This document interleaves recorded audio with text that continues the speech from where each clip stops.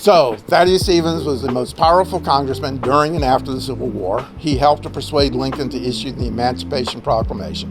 He was instrumental in the passage of the 13th Amendment, abolishing slavery, as shown in the movie Lincoln, where he was ably portrayed by Tommy Lee Jones, but he did not have a Texas drawl. He is the father of the 14th Amendment, the single most important amendment to the Constitution, requiring equal treatment under the law and also extending the Bill of Rights to the state level, spearheaded the impeachment of Andrew Johnson, and was one of the architects of Reconstruction. I call him the 17th and a half president because he led a veto-proof Congress against Andrew Johnson and prevented him from losing the Civil War after the Civil War. Now, moving over here, I want to draw your attention to this blue letter here, which he wrote in 1851. That's an original letter. And and we know it was from Thaddeus Stevens because you can't read it. He had absolutely terrible handwriting, which has frustrated a lot of historians. And this particular letter he wrote after he'd moved over to Lancaster, and he was writing back to Gettysburg to offer Edward McPherson the job of editor of his newspaper over in Lancaster. Now, remember that name, Edward McPherson, because he was the son of a business partner of Thaddeus Stevens, and Stevens was like a second father to him. And McPherson would go on to play a pivotal role in American history on December 4th, 1865, or what I call the day that Thaddeus Stevens and Edward McPherson saved the country. And what that stemmed from was the assassination of Abraham Lincoln in April of 1865, 8 months before. Andrew Johnson became president, and he was a Southern Democrat, the people we had been fighting. And so he started issuing pardons wholesale to the ex-Confederates, and he allowed them to hold elections in the South. And they elected Confederate officials. And they planned on taking over Congress with the aid of their Northern Democratic allies. And one of the things they were going to do was allow the reinstatement of slavery in the South. Right after the Civil War, the Southern states passed these laws called the Black Codes. It only applied to blacks, did not apply to whites. And it said if you're black and you don't have a job, you're a vagrant and can be put back onto the plantation as convict labor. You could imagine, say you're a slave and you find out that you're free. You walk off the plantation and you're met by a sheriff, and he says, "Where are you going?" He says, "I'm free now. I can go out looking for a job." He says, "You don't have a job?" He said, "Yeah, I don't have a job. I just got off the plantation." He says, "Well, then you're a vagrant and going to be put back onto the plantation as convict labor." This was done to get around the 13th Amendment, which outlawed involuntary servitude, slavery, except if you're a convict. So they essentially made all blacks convicts. So these were the stakes when Congress reconvened on December 4th, 1865. For 8 months, Andrew Johnson had a free hand because Congress was not in session. But Thaddeus Stevens, who basically ran Congress, was not going to allow the Southerners to take over. So he came up with a plan with the guy he wrote this letter to, Edward McPherson, who by 1865 was the clerk of the House of Representatives, a position that Thaddeus Stevens got him. He had his most trusted man in this critical position. In like every other session of Congress, the Edward McPherson started to call the roll, and at Thaddeus Stevens' direction, he got to the Southern names and he skipped them, just didn't call them out. The Southerners and their allies jumped up and down and said, "You can't do that, you can't do that." Thaddeus Stevens got up and said, "Point of order, we can conduct no business until the roll is finished." The roll is finished. The Southerners are out, giving the Republicans a supermajority in the House of Representatives to block Andrew Johnson. If Johnson had had his way, we would have gone back to the way things were before the Civil War, complete with a new form of slavery. In essence, we would have lost the Civil War. Instead, we went towards our current society with its rights and protections. Very important day in American history, which is just glossed over so often. So, any questions on that?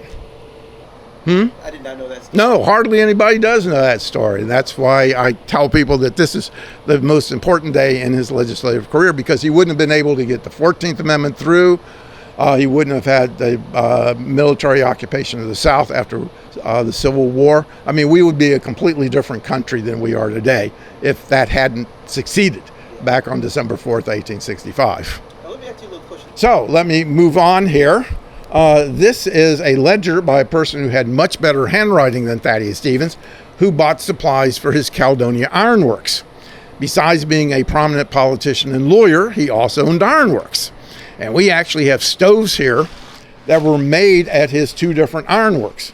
This stove was made at his Maria furnace, which was out in Fairfield, which is to the west of here, and he owned that from 1826 to 1837. He closed that down, moved to his Caledonia Ironworks, which is now a state park near Chambersburg, and he owned that from 1837 until his death in 1868. The iron business was the worst mistake in his life. He constantly lost money from it. In fact, that's the reason he left Gettysburg in 1842 and moved over to Lancaster so as to make more money as a lawyer in a larger city to pay down the debt. He continued losing money in the 1840s and the 1850s. And then in 1863, Confederate General Jubal Early, on his way to the Battle of Gettysburg, made a special stop at Caledonia and burnt the place to the ground because of his abolitionist positions. Could have been worse, because Early said that if he had caught Thaddeus Stevens there, he would have hanged him on the spot and distributed his bones to the Confederate States as curiosities. And even though it cost Thaddeus Stevens more than $75,000, which is like $2 million in our money, he considered it a cheap price to pay if it meant the elimination of slavery throughout the country. Now, he was not just a national figure, he was also an international figure. And this is a French publication about his efforts to impeach Andrew Johnson. And it includes a picture of him being carried in to the impeachment. And he's not being carried in as an honor. He's being carried in because he was slowly dying, okay? And that's the only way he could get in on some occasions. But he kept his legendary sense of humor. And one time he's being carried in by these big, strong guys. And he looks down at them and says, "What am I going to do when you're dead and gone?" Now, Andrew Johnson was the first president to be impeached. And he was acquitted by one vote. Okay, it's the closest we've ever come to actually removing a president through impeachment. And Thaddeus Stevens, who headed up the effort, was outraged by that. And he said at the time, if they could not remove him under these circumstances because they had kept the Southerners out and he was a terrible president, that probably would mean that no president could be removed through impeachment in the future. And we keep proving that over and over.